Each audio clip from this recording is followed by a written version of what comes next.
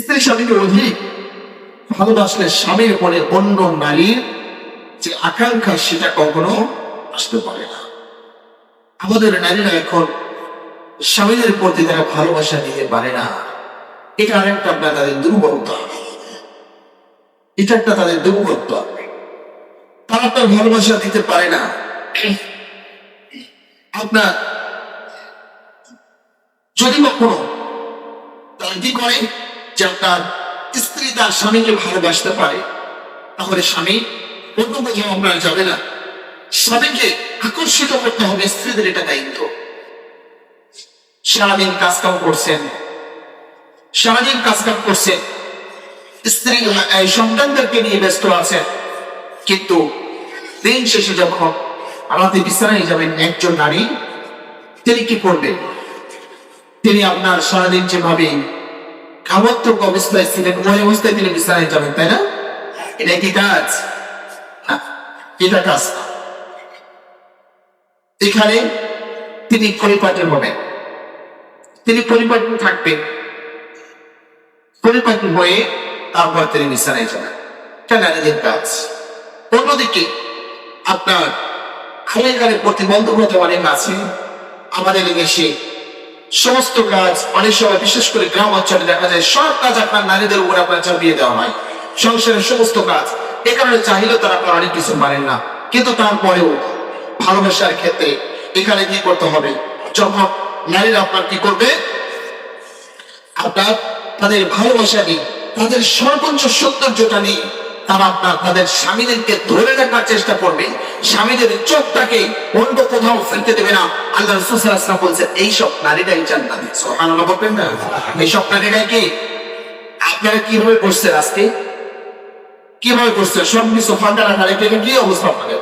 সামনে চলে আসেন, এই সামনে, সামনের কাতার পূরণ করেন, সামনে আসেন। এটা কি ভাষা করে সিস্টেম করবো? ঠিক। আল্লাহ রাসূল সাল্লাল্লাহু আলাইহি ওয়াসাল্লাম এই সময় বলছেন, তোমাদের জান্নাতের অপরাধ হচ্ছে যারা স্বামীর প্রতি প্রেমময়। স্বামীর প্রতি কি? প্রেমময়। এটা থাকতে হবে। এরপর আল্লাহ রাসূল সাল্লাল্লাহু আলাইহি ওয়াসাল্লাম বলছেন, অধিক সন্তান প্রসবকারী, অধিক সন্তান প্রসবকারী। আপনার স্বামী রাগ করলে সে এসে স্বামীর হাত ধরে রেখে বলে, আপনি যতক্ষণ আমার প্রতি সন্তুষ্ট না হবেন ততক্ষণ পর্যন্ত আমি খাবো না। এভাবে যদি একজন স্ত্রী তার স্বামীকে বলতে পারে, ওই নারী জান্নাতে। সুবহানাল্লাহ। কিন্তু আজকে দেখা যায় স্বামী স্ত্রী একজন গন্ডগোল ফসল দিছে, দুইজন বিছানা, স্ত্রী ও স্বামীর কাছে আসে না, তাকে ডাকেন না, তাকে অনুরোধ করেন না। আবার কিছু কিছু নারী আছে সাধারণ ভাবে, আসো খেয়ে নাও, একবার ডাকলে ডাকছে, না ডাকলে নেই। হয়তো একবার হাত ধরে বলছে, আসেন খেয়ে নেন, স্বামী বলছে না, খাবো না, শেষ। এমনও নারী আমাদের ভিতরে আছে, হয়তো আপনাদের সমাজে নেই, আমার জানা আছে। স্বামী দিনের পরে দিন, দিনের পরে দিন স্ত্রীর হাতের রান্না খাচ্ছে না, বাইরে খাচ্ছে, নিজে কখনো পারলে পাক করে খাচ্ছে, না পারলে না খেয়ে আছে। স্ত্রী তার সন্তানদেরকে নিয়ে ঠিকই খেয়ে নিচ্ছে। এমন ঘটনা হয়তো আপনাদের সমাজে নেই, কিন্তু অনেক জায়গায় আপনার এমন ঘটনা ঘটছে। কিভাবে পারে এইসব নারীরা? মাঝে মাঝে চিন্তা করে, কিভাবে পারে? নিজের স্বামী না খেয়ে তার পাশে বসে আছে, তারই ঘরে তার স্বামী না খেয়ে বসে আছে, অনেকদিন তার বাইরে আছেন, তারা তাদের কষ্টের কথাগুলো অন্যকে বলতে পারেন না।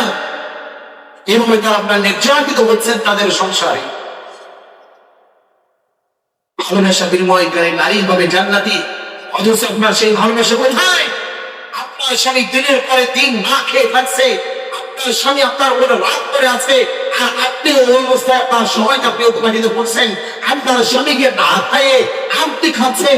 আর যাই হোক, আপনি আদর্শ নারী কখনো হতে পারবেন না, অসম্ভব। এটা কখনোই হতে পারে না। এ কারণে আদর্শ নারীদের অন্যতম গুণাবলী হলো, স্বামী যদি কোনো বিষয়ে কোনোভাবে আপনার রাগ করে থাকে, তাহলে আপনার কি করা? আপনার তার রাগটাকে ভাগিয়ে ফেলা। স্বামীর দোষ, কিন্তু আপনি তো জান্নাতে যেতে চান, জান্নাতি রমণী হিসাবে আপনি দেখতে চান, তাহলে বাচ্চাদের বৈঠক করেন। তাহলে আপনার কাজ হবে আপনার স্বামীর রাতটাকে আপনি ভাঙান। কারণ আল্লাহ রাসূল সাল্লাল্লাহু আলাইহি ওয়াসাল্লাম তো বলছেন এটা জান্নাতি নারীদের অন্যতম গুণাবলী। সময় দেওয়া আছে আসে পরবর্তী এভাবে আপনার আরো অনেক আলোচনা আছে।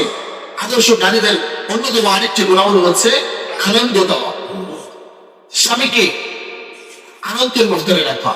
স্বামীকে কি করা? আনন্দের ভিতরে রাখা। আপনার একজন নেককার স্ত্রী একজন পুরুষের জন্য সবচেয়ে গুরুত্বপূর্ণ কি জানেন? একজন নেককার স্ত্রী, একজন নেককার স্ত্রী স্বামীর বিপদ এসে আপনার কি করবে? স্বামীর পাশে এসে দাঁড়াবে। স্বামীকে আপনার আনন্দের ভিতরে রাখবে। আপনার রাসূল সাল্লাল্লাহু আলাইহি ওয়াসাল্লাম বলছেন যে স্ত্রী আনন্দের মাধ্যমে তার স্বামীকে কি করবে? তার সময়কে অতিবাহিত করানোর চেষ্টা করবেন, স্বামীকে আনন্দ দিয়ে মুক্ত করে রাখবে, ওই স্ত্রী আপনার জান্নাতে। সুবহানাল্লাহ।